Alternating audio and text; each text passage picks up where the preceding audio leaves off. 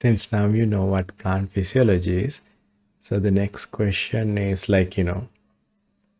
to see the significance of it.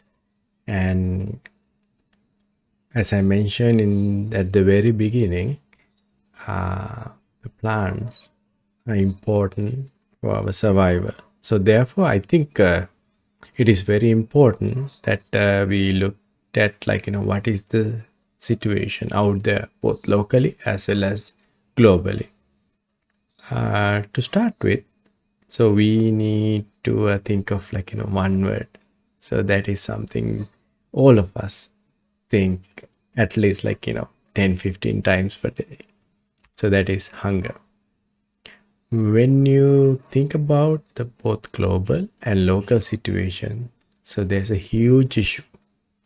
According to the World Hunger Index or the World Hunger Facts, so I will already uploaded the World Hunger Index report to your eHub, and also the link is here. And I highly encourage you to go and check it, because so people can do many things, but one thing they can't escape is their hunger. So therefore, we need to consider about this very let's say both passionately as well as it's a very important thing. And if you think about the world food production, so far we are producing, because of the modern agriculture, we are producing enough feed for the 8 billion people inhabited around this world. However, if you think about the real situation, the disparity, so there is 828 million people, so they go hungry every day. And if you think about 40% of these people, so they're feeling acute level of hunger. So that means it's not missing food eating something and then surviving, but this is actually there's no food. And if you think about the people around 2.3 billion people, that is almost 30% of the global population, they don't have enough access to food. And 9 million people, they die from hunger related causes every year. And out of that, many children are under age of 5. Why we consider about age of 5? Because that's the one of the most important growth stages of life, where the brain development is happening. So at that point, if this the children, if they undergo malnourishment or undernutrition, so they're the whole growth is basically get affected. And also, if you think about these children, so they are not having enough weight, and also their growth is retarded. So this is our next generation, or in our future. If they are not going to get adequate food, so what is going to happen? So it is going to basically greatly affect the existence of human population. And also, to make things even worse, so the COVID pandemic came into the picture. As a result, now we're basically experiencing even more problematic situation. I want you to watch this video, and I think it will pass a very important message to all of us. Then we will talk about so little bit of a global situation as well as the local situation. So now please enjoy this. Actually, not necessarily enjoy, but understand the gravity of the situation in the world. An unprecedented food crisis is engulfing the world, supercharged by the war in Ukraine. It's brought rising food prices, malnutrition, and the potential for much, much worse. It threatens to tip tens of millions of people over the edge into mass hunger and famine.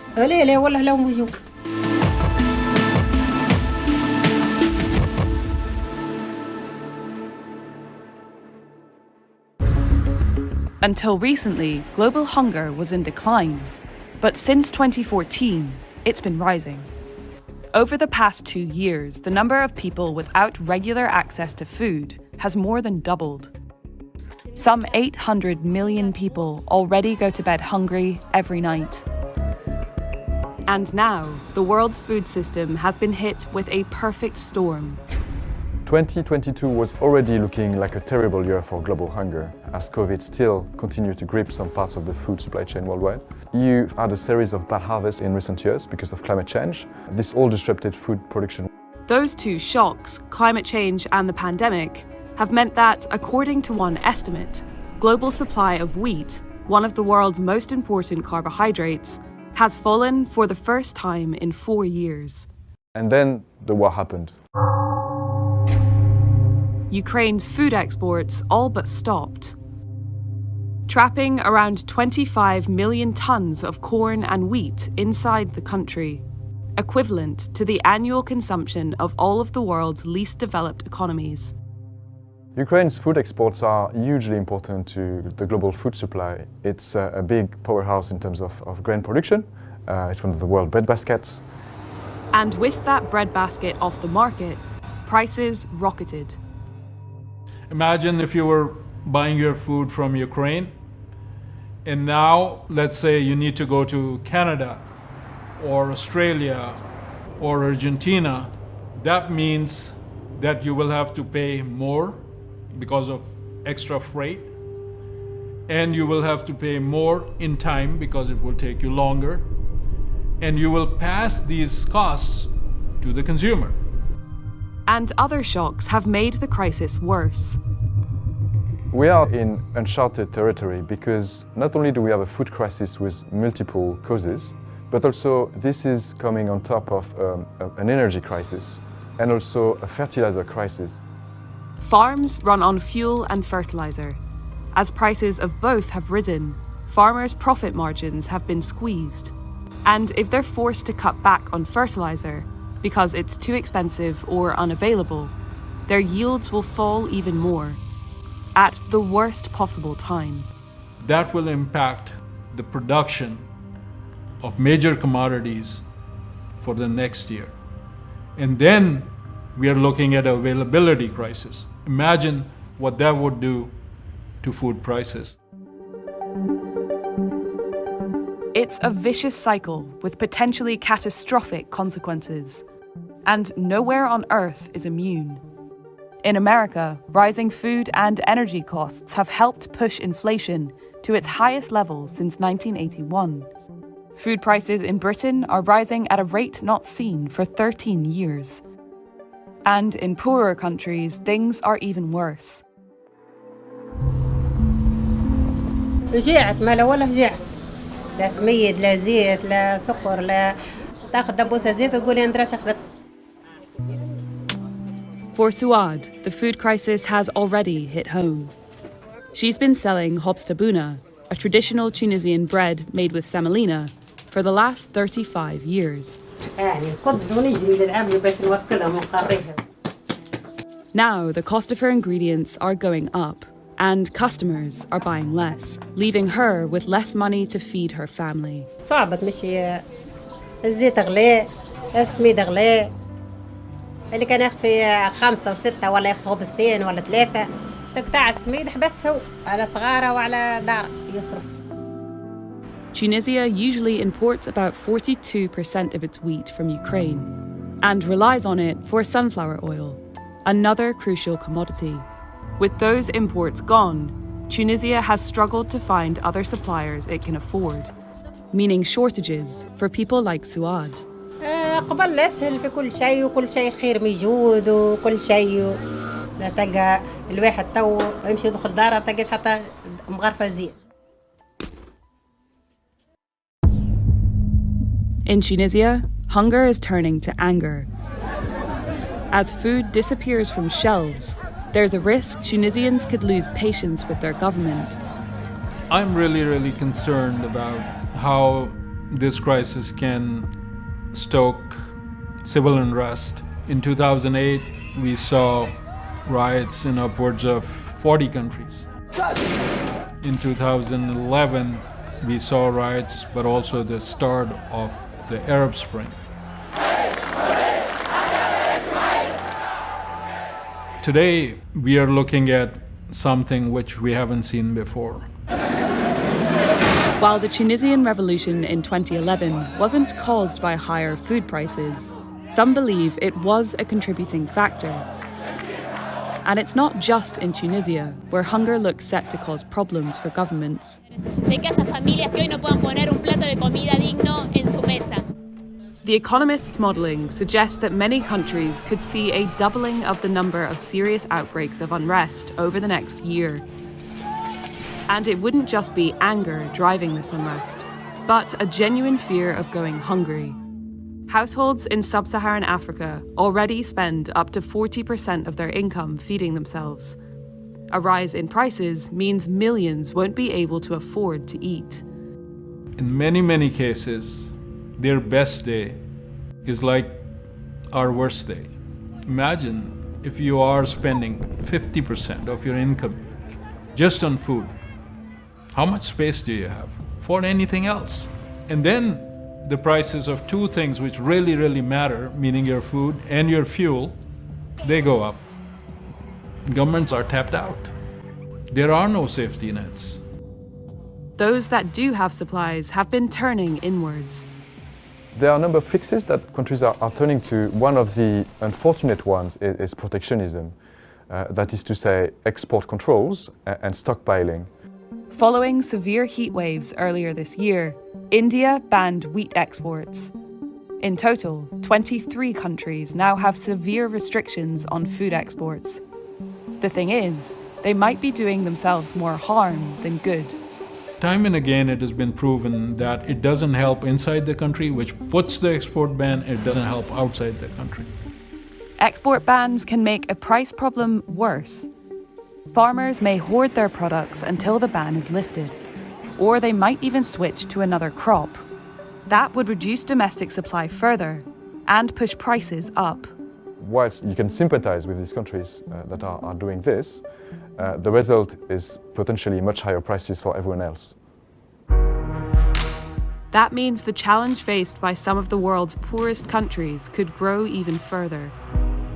We need to help governments reach their populations with affordable food, with affordable fuel, with fertilizer. And what that will require is facilities, financing facilities, which are accessible to these governments to do that. Providing some loans at a low rate through the IMF, for example, so that they can afford to import and then, pay back at their own pace. Of course, the best way to help make food imports affordable again is to get Ukraine's exports back to the global market. International negotiations have been trying to do just that. But even with a deal in place, longer-term weaknesses in the world's food system would remain. Which is why experts continue to warn about the prospects for a world that remains too dependent on too few countries for its food. Less than 10 countries count for around 90% of our exports for key commodities like wheat, like corn, like rice, like soybean. So when there is a shock in any one of these countries, whether it be climate, whether it be conflict, you see the consequences of that across the world. Some countries are trying to insulate themselves from these shocks by becoming more self-sufficient. It's an attractive idea. And this year, the World Bank announced that it's making $30 billion available to help countries become more food secure. But it's only part of the answer to avoiding another crisis. The reality is that it's just too economically infeasible to be self-sufficient. Most countries will always need to import some food. And as the climate crisis worsens, global food shocks are set to become ever more frequent and harder to predict. So it makes sense not to put all of your eggs in one basket. If you are a country which relies on imports, make sure that your import base is not so small, that it is diversified, So if one country stops, somebody else can jump in. Where is our insurance for something as basic as national food security? The world is already starting to understand the true cost of volatile prices. Absolute levels of global hunger in 2022 could be the highest ever. But without making some fundamental changes to how the world's food is supplied, the next crisis could be even more deadly. What's at stake is the whole global order. Insufficient nourishment for millions upon millions of people. This is not only about today, this is also about tomorrow. It is our collective problem. Thank you very much for watching, and if you want to learn more about the global food crisis, please click on the link and don't forget to subscribe.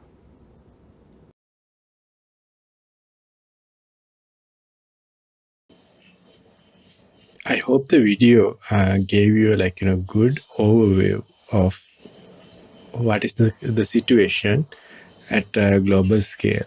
Although we see it as a very simple thing, I would like to reemphasize that the global hunger is a big issue. So therefore we have a role to play. So when we looked at the global hunger index, so what you see is, so things went from worse to somewhat better. If you look at the change happened from 2000 to 2023, you can see there is considerable amount of improvement. Many countries shifted from alarming to serious group into more moderate to low category.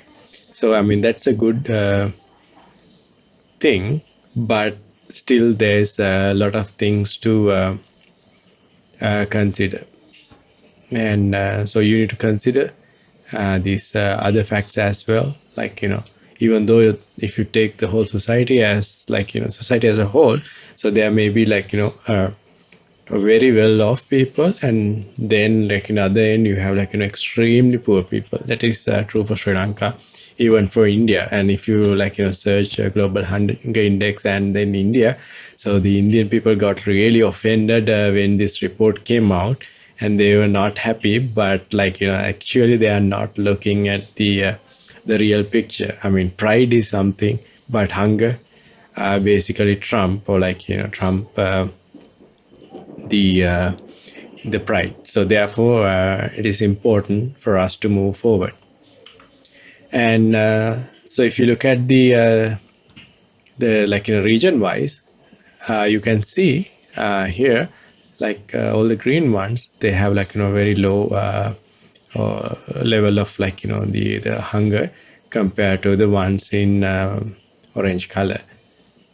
And you see here Africa, things improved, but still it is not in the optimal situation. And it's same for the South Asia as well, because other places it is in very low level compared to the South Asian African region. And when if you think about in the world, so usually these areas are considered as either highly populated or extremely poor. So therefore this is an issue.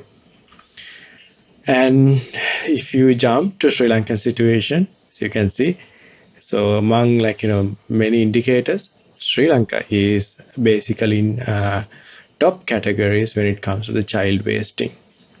So basically, so this is due to undernourishment, and we are basically at 13.5% of our population, the children population under 5, so they are wasted. So this is a big issue, as I mentioned before. And there's a lot, I mean if you think about the world, Sri Lanka has a very good healthcare system, but even with that healthcare system, we are having the nutrition problem. So that is something we need to address. If you can see, around 18% of the population has some children population has some kind of an effect on their growth and development. And this is from last year. So like especially my friends at the public health system, especially like the epidemiologist, and then the public health officers. So what they see is basically like Sri Lanka. So there is around 43%, like it's very near to 50% of Sri Lankan children. So they have some kind of a nutrition problem, growth problem, due to they are like the malnourishment. So therefore this is alarming. So therefore we need to take immediate action to provide everyone like a good amount of food and nutritious food. And UNICEF also alarmed the country, saying, so we have the second highest child malnutrition in Asia. So therefore these things are not like things we can be proud of, but so it's our duty to do something about it. So when we address problems, so you can like just do like politicians way. You know what politicians do? So they find a problem and then they basically put a patch, and then like they say, okay, so the problem is resolved. Like the roads in Kandy area, right? So like everywhere there's like potholes, like before rain. So the Kandy Municipal Council is putting like some like a small plaster like patches, and then right after rain again it's back to zero, and then they're doing it the same way again and again and again. There's no improvement, utter waste of resources. So when you want to do something, you have to follow a methodological approach as a scientist. So first thing we need to do is like we need to identify what is the issue. Okay, so and then like since you're thinking about plant perspective, so what we are looking at is like basically good characters, a nutritious fruit or like a nutritious harvest, and like a high yield, nutritional composition, a good nutrition composition, like that. And then so you need to identify what are the problems. Okay, so because our goal is to like basically get good characteristics while we are overcoming the problem. So that should be our approach to move forward. So what can we do? So as I mentioned earlier, so we can, as a plant physiologist, we can identify good characters like high yielding rice or high yielding maize. So likewise, and also what are the problems? The problems include like diseases and different stress conditions, like the susceptibility to different stress conditions or disease condition of the plant, because here we are looking at the plant level. And so we need to identify good characters and also what are the problematic ones. And then we need to understand the basis. Okay, so what is the genetic basis of it? I think this semester you did, earlier semester you did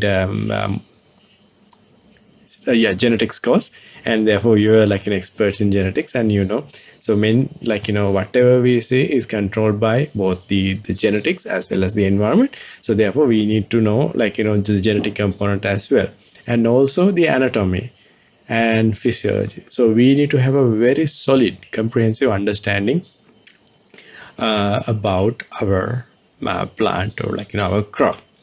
And then so the next thing is we need to find a solution. The solution, there need to be some characteristics when it comes to the solution.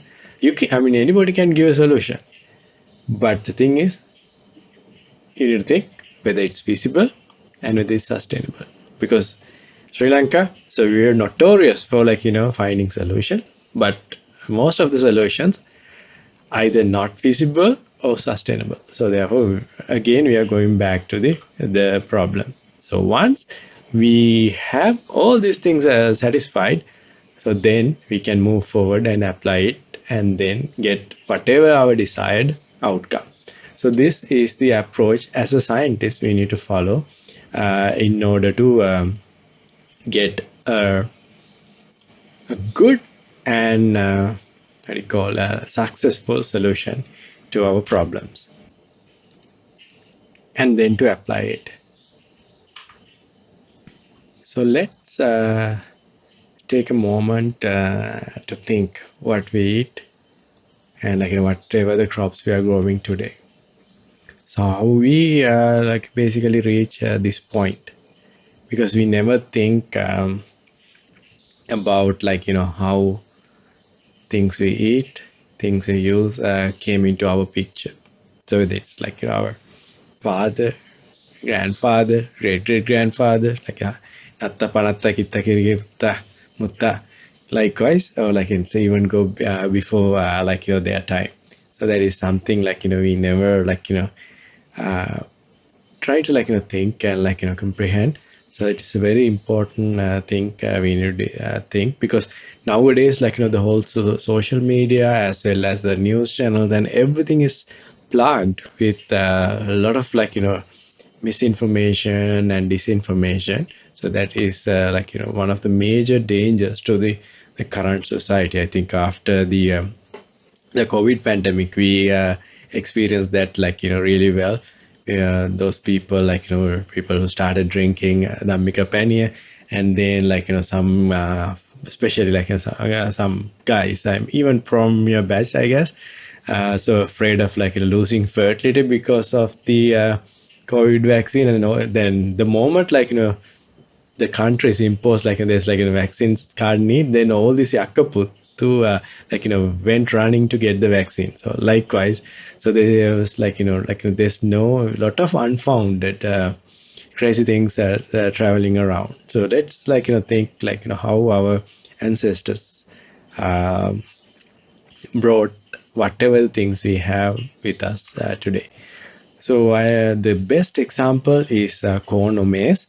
So during our great ancestors time, thousands of years ago, so they had this a crop, what we call as teosinte.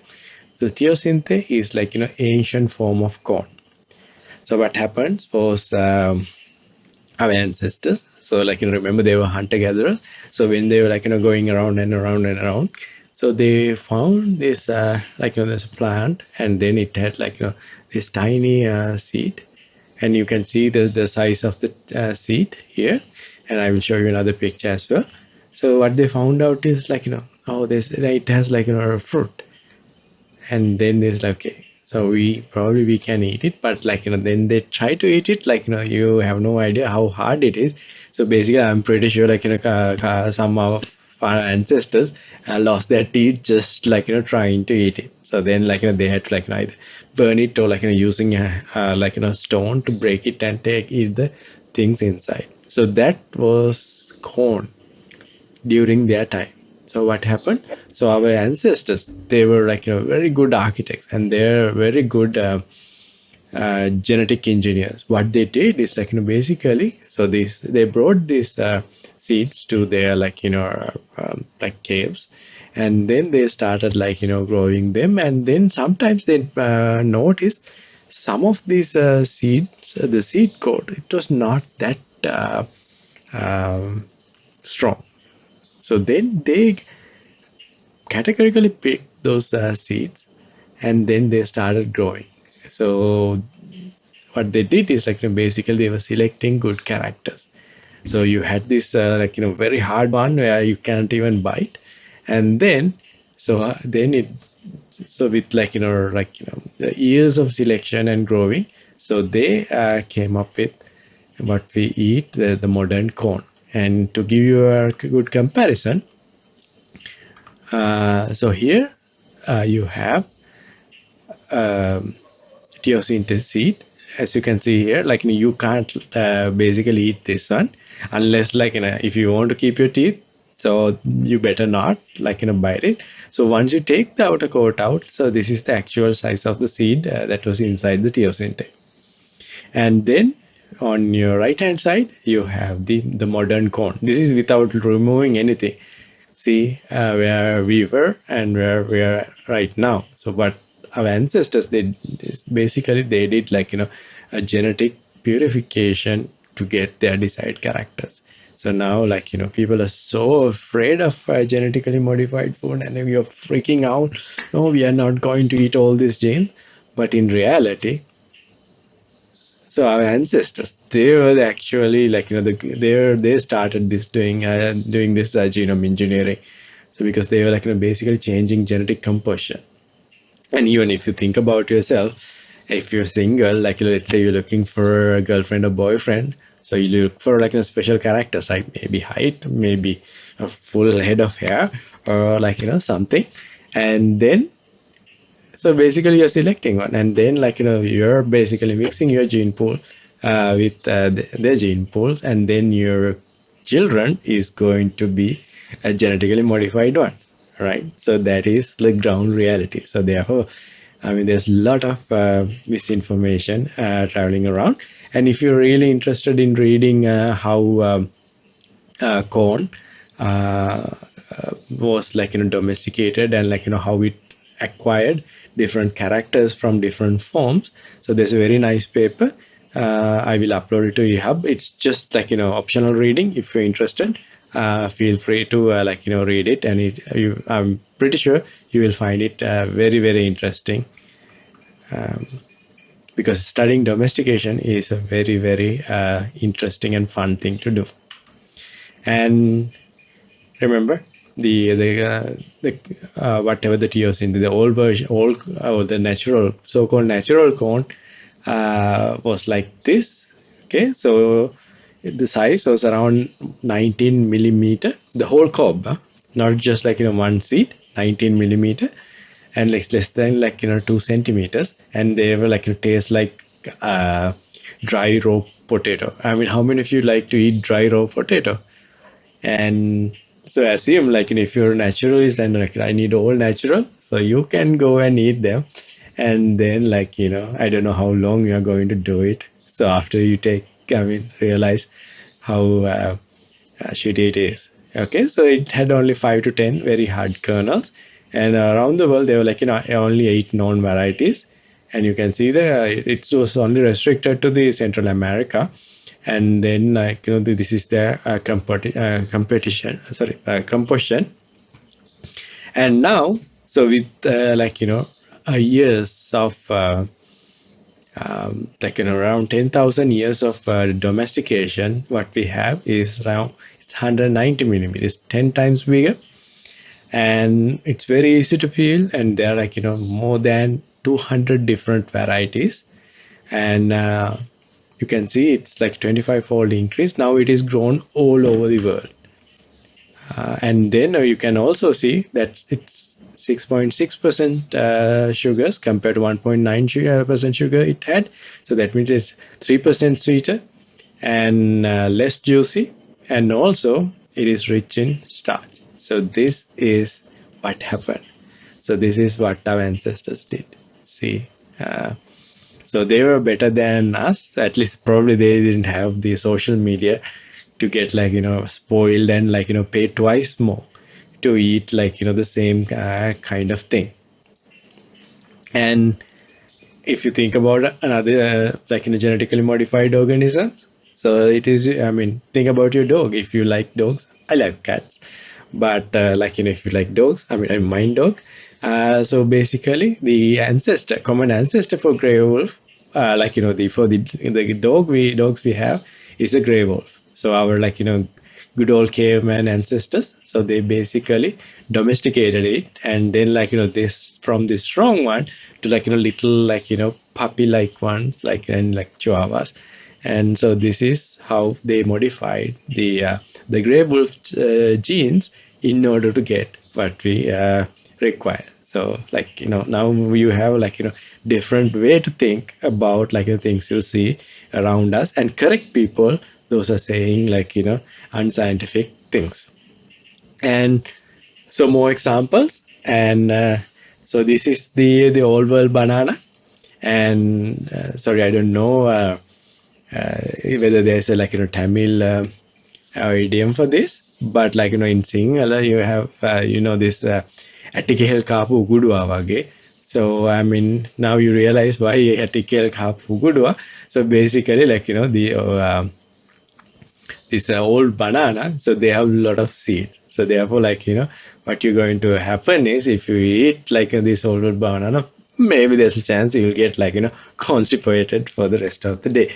And also carrot, it was not edible at that time, the earlier versions.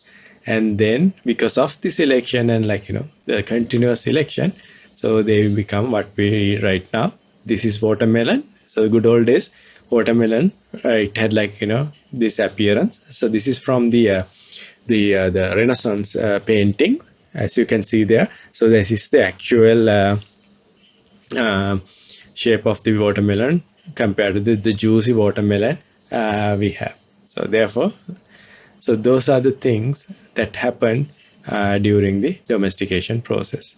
And I remember probably 6-7 years ago. So there's a presentation where one of your great seniors. So there's so we were selecting people for scholarship, and then they had to do a presentation, and then this one girl.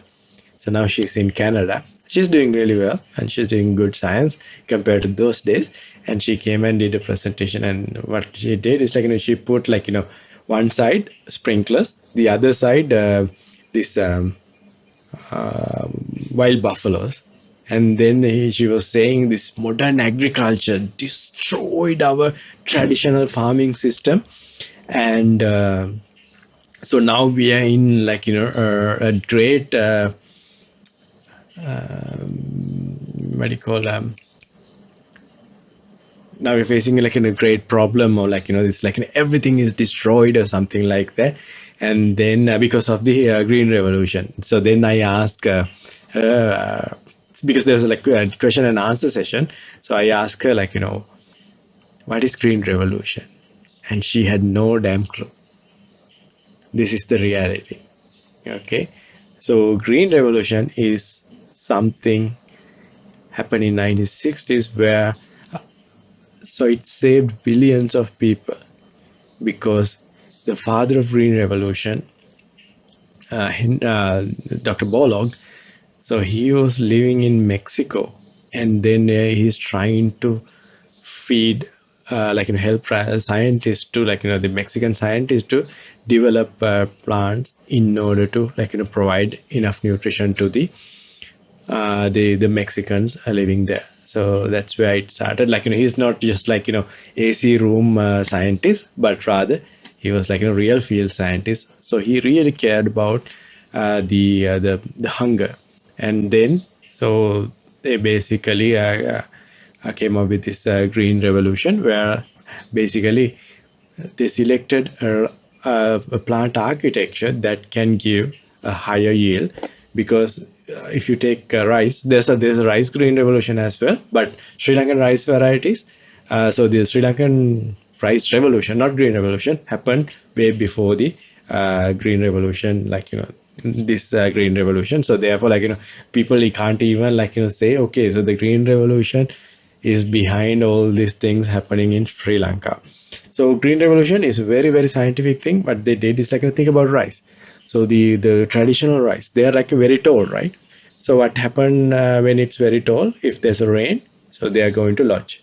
And also their seeds, so they tend to shatter. So that means before maturity, so they started basically falling down. So that means you harvest less.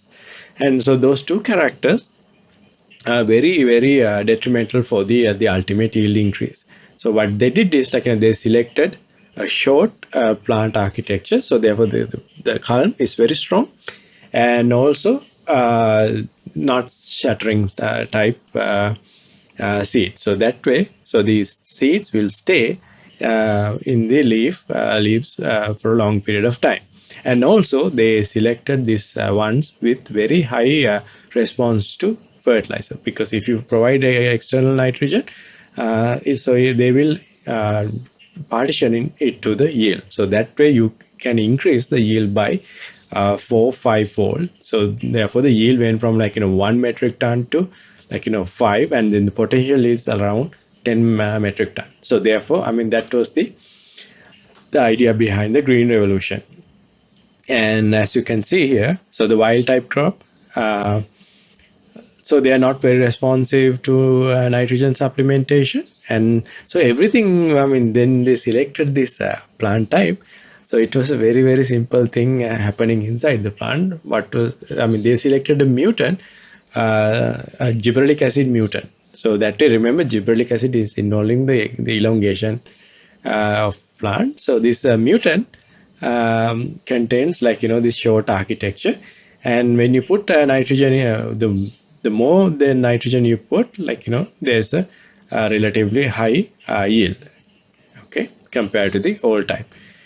And remember, so you can't, like, it doesn't mean that you put, like, 10 bags of nitrogen and then get like a huge rice plant. No, it's not like that.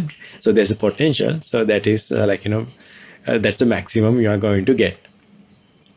And so similarly, if you think about, like, in the food revolution in the world, you can see, like, the original revolution started not only food, like, the human as well.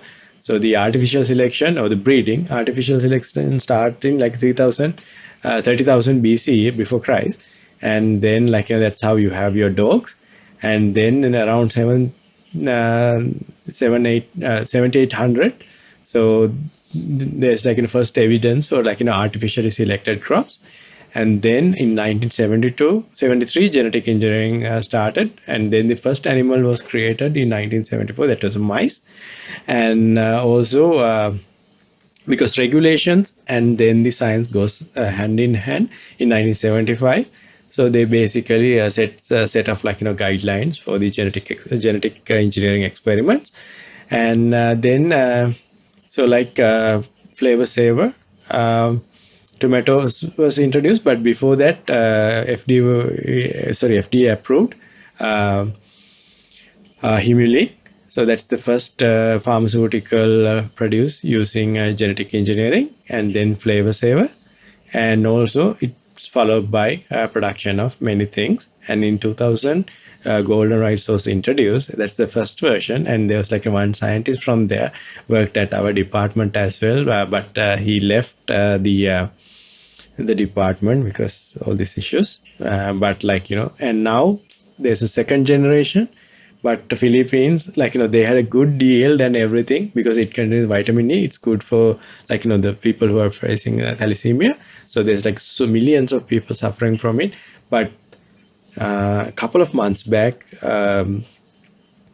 Greenpeace, basically filed a lawsuit in Philippine Supreme Court.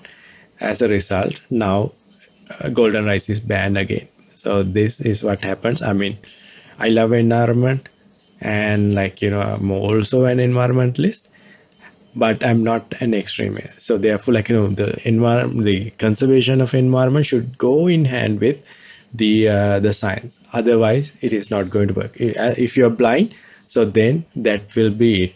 So we are basically doing more harm to environment than doing something good. And so this is from last year. So they, like, successfully cultivated, and then they harvested 70 ton. But now this year it's banned again. So this is the tragedy, and Greenpeace is responsible for that. I used to appreciate what Greenpeace did in, 10-15 years back, but no, I no longer support Greenpeace. They are doing more harm to the environment than doing a service. And remember, we were talking about excessive use of fertilizer, and remember, green revolution is closely tied with the artificial, externally supplied fertilizers. But if the putting a lot of fertilizer is an issue, as a scientist, we have solutions for that as well. So that is the way to go. So now we are talking about new green revolution. So what is happened is, so now plant can provide the same yield without using a lot of external nitrogen supply. So therefore, we can rectify whatever, because there are no perfect technologies. Every technology comes with advantages as well as disadvantages, and then our role is to look at those disadvantages and then provide solutions for that. So therefore, now we're going towards the breeding new green revolution varieties where they need less amount of nitrogen as their input. And remember, when it comes to making or increasing plant yield or like an increase in disease resistance, so there's no silver bullet. And so you need to take multiple approaches to achieve your goal. So if you think about making disease resistant, yield resistant varieties, so far we were using conventional breeding, and then the genetic engineering was introduced, and then so now we use gene editing. We use all three at the same time. So now you think about this, I mean, listen very carefully.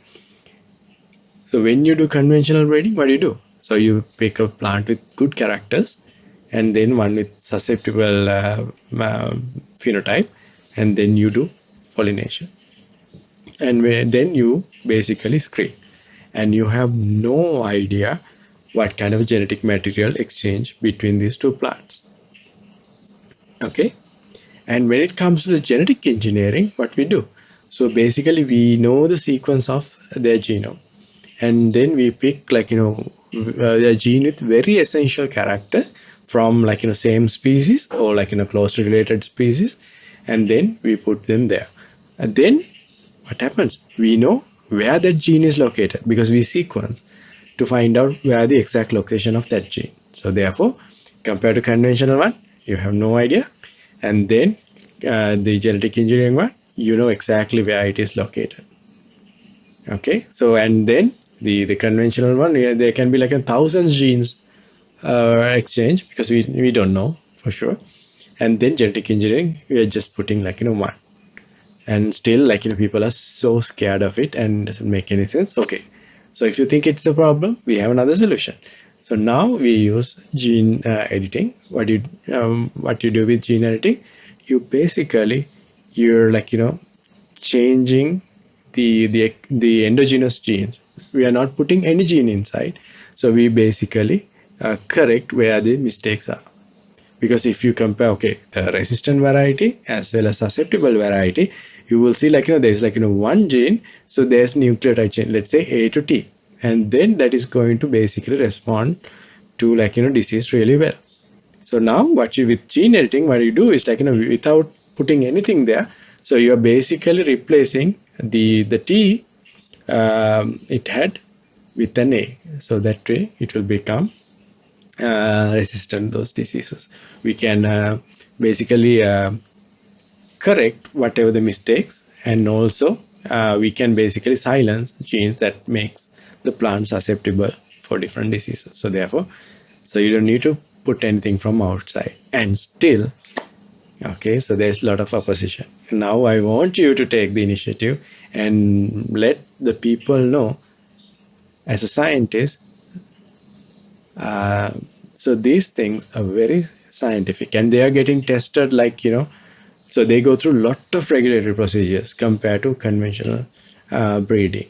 So therefore, if you know where it is and what change happened compared to the other one, it's better, right? So then if you can be easily traced compared to the other one, which is going to be finding a needle in a haystack. So this is the reality. Okay, so I would like you to take 10 seconds to read what Professor Bollock said. Remember, I told you he's the father of Green Revolution, and so please take a moment to read this the statement from him.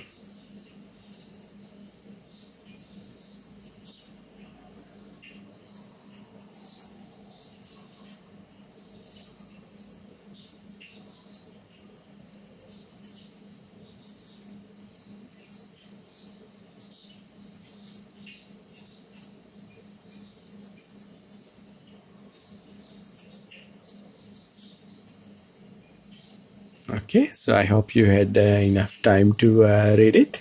So so he is a realist. He was there with all these poor people, and burning in a hot sun for days and days and days, trying to find solution. So therefore, like, the people who live inside the, like, air conditioned apartments, so they have no idea what is the ground reality.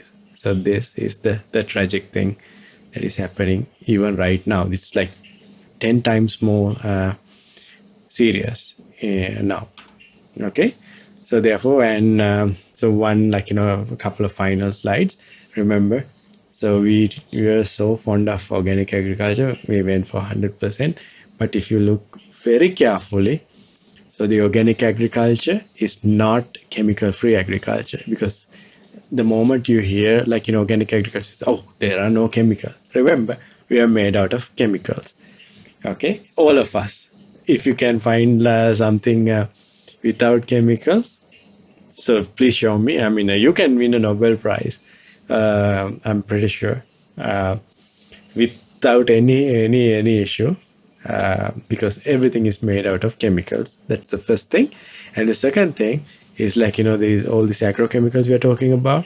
If you go and check the organic certification guidelines for US, and Japan, and then Europe, and all those places, if you look carefully, there are, like, at least 180 different chemical compounds, agrochemicals approved for organic agriculture. So the control union or like any other organic certification is any certification body is not going to tell you.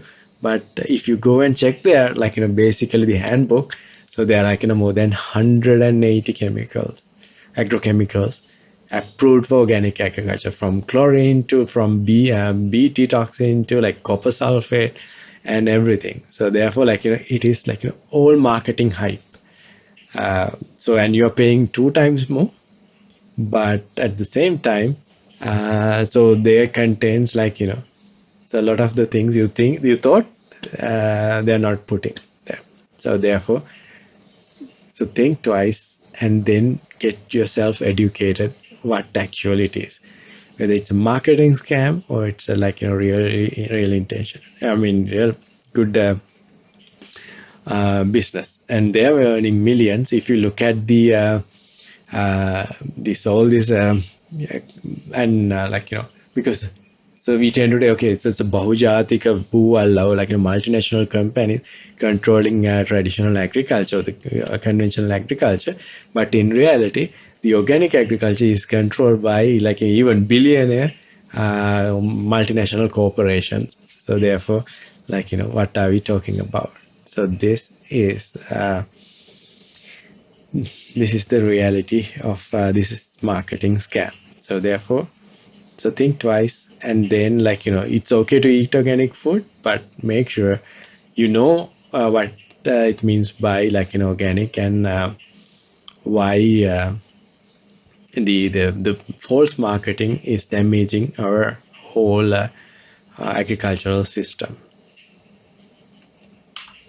Okay, and then if you look around, so most of the people who are, like, promoting non-GMO, all natural, so they are either, like, convicted because of the marketing scam, and, like, this if you, I think probably some of you follow Natural News. So this is the guy who basically runs it, and he was convicted because of selling UV beds, so ultraviolet beds, which cause cancer.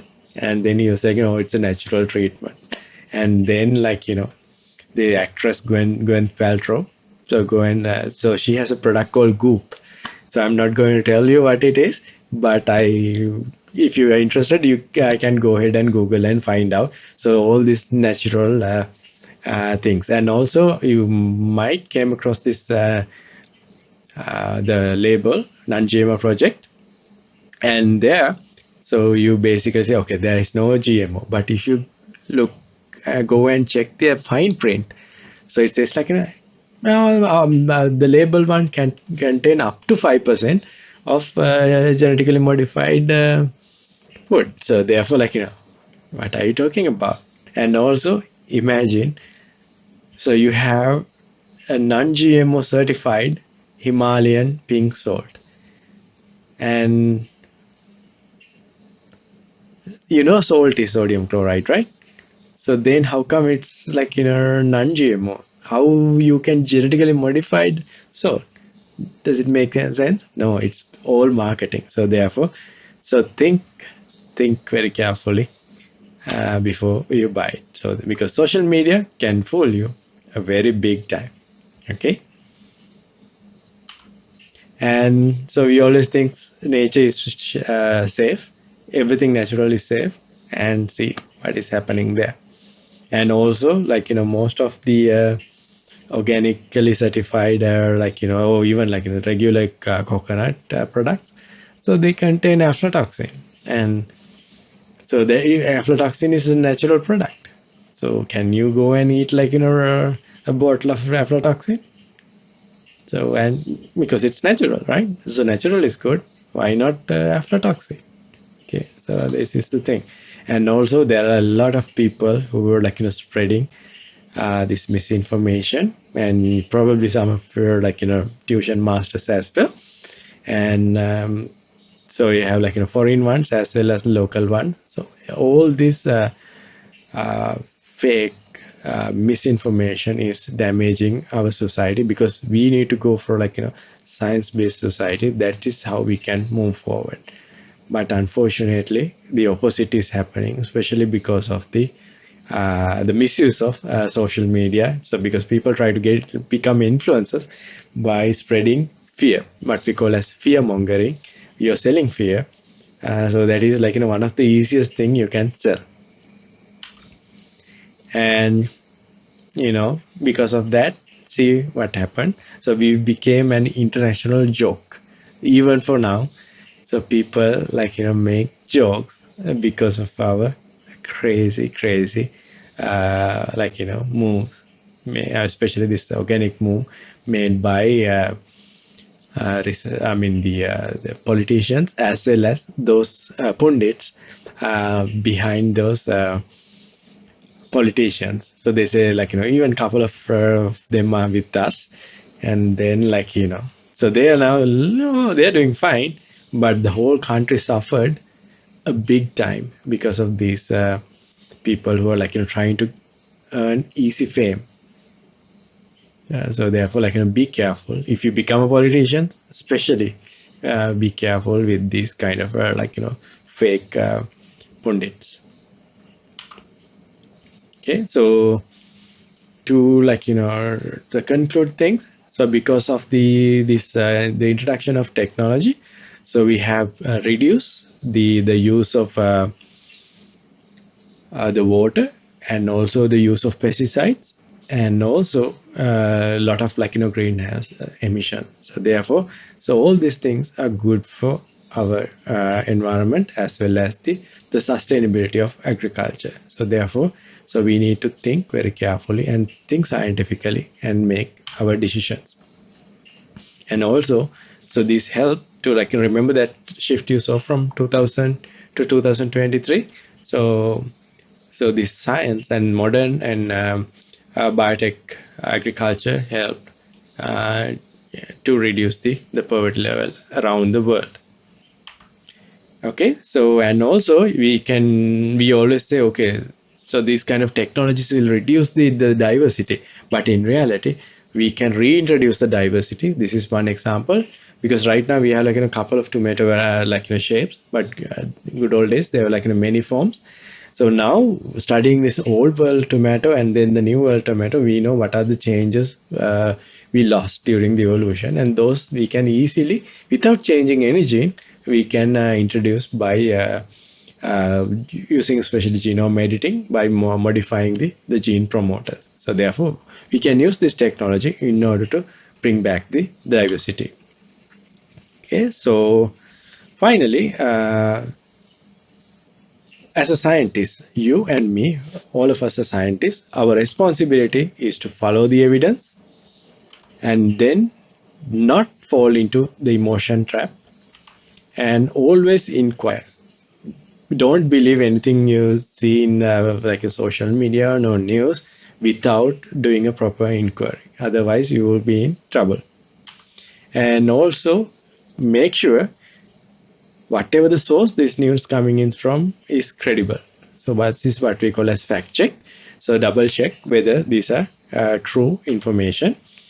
And so with that, I'm going to conclude today's lecture. Next week, we were going to talk about the photosynthesis. However, since Miss Buddhika is going to leave soon, most probably she's going to take the lecture covering her section. So we will inform you beforehand, so you can then you will know what we are going to do. Okay, so with that, I think it's time for us to wind up the lecture. And so please use the feedback form and then provide any suggestions, and also express your concern or questions. I will try my best to answer them soon. I will record another session answering any questions you have, or and also I'll try to address any concerns or suggestions you provide. So with that, so you guys have a very nice day. Thank you.